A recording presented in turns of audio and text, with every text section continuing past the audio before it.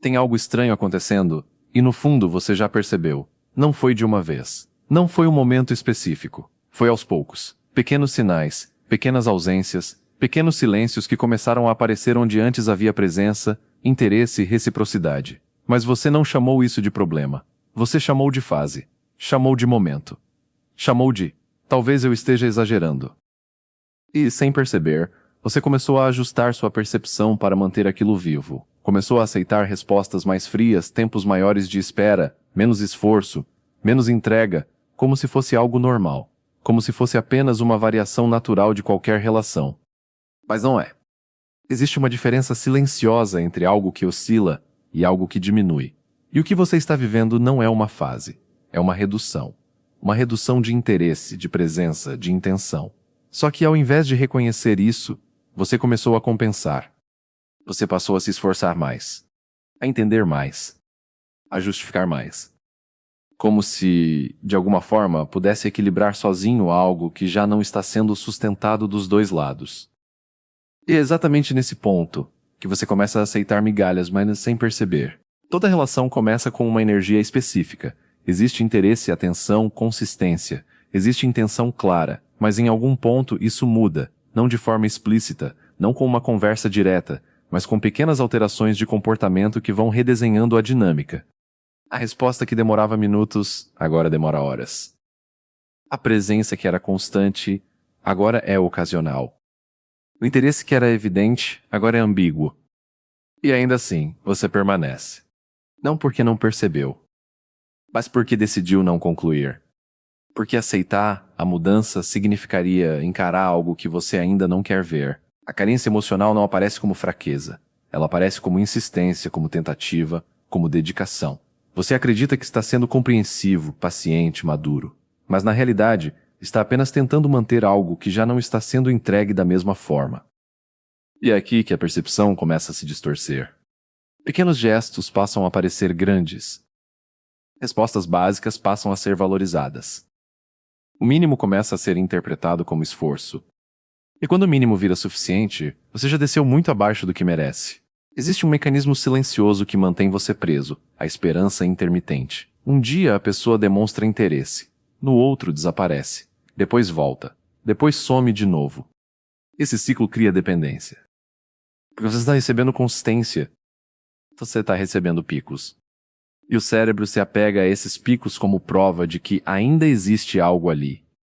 Mas não existe relação sólida em comportamento instável. Aceitar pouco não afeta apenas a relação. Afeta a forma como você se enxerga. Porque, toda vez que você aceita menos do que precisa, você envia uma mensagem silenciosa para si mesmo. Isso é o suficiente para mim. E essa mensagem começa a se consolidar. Você passa a duvidar do que merece. Passa a tolerar o que antes não toleraria. Passa a se adaptar ao que te diminui. E, sem perceber, você começa a se abandonar. Um dos maiores erros é se apegar ao que a pessoa poderia ser e não ao que ela realmente é. Você olha para o início, para os momentos bons, para as possibilidades e usa isso como justificativa para permanecer. Mas potencial não sustenta a relação. Realidade sustenta. E a realidade sempre se mostra através da consistência. Quando você aceita migalhas, algo sutil acontece, a dinâmica se inverte. Quem entrega menos passa a ter mais controle. Quem se esforça mais passa a ter menos valor percebido. Porque o ser humano valoriza aquilo que não é facilmente acessível.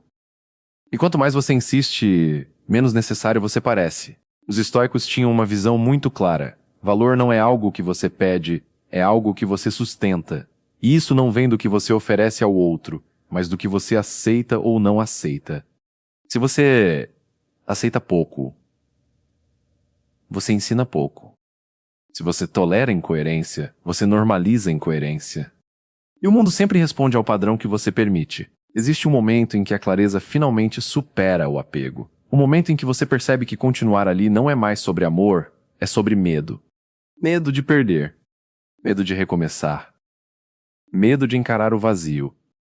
Mas é nesse ponto que a decisão precisa ser tomada. Porque continuar aceitando pouco tem um custo maior do que ir embora. Desapegar não é desistir do outro, é parar de desistir de si mesmo. É entender que reciprocidade não se negocia, não se implora, não se constrói sozinho. Ou existe, ou não existe. E aceitar isso é o que te devolve o controle. Quando você para de aceitar migalhas, algo muda profundamente. Você não se torna frio. Você se torna seletivo. Você não se fecha. Você se posiciona. E a partir daí, suas relações deixam de ser baseadas em necessidade e passam a ser baseadas em escolha. E quem escolhe nunca aceita pouco. No final, a questão nunca foi sobre falar muito ou pouco. Foi sobre o que está por trás disso. Sobre o quanto você precisa das palavras para se sustentar. Porque quem precisa falar demais ainda está tentando se firmar. Mas quem já se firmou, escolhe. Escolhe quando falar. O que falar? E principalmente, quando ficar em silêncio. E talvez a pergunta mais honesta seja: se você parasse de explicar tanto, o que restaria da sua presença? Se esse vídeo fez sentido, se inscreve no canal, comenta silêncio e compartilha com alguém que precisa aprender o poder de falar menos. Nos vemos no próximo ensinamento.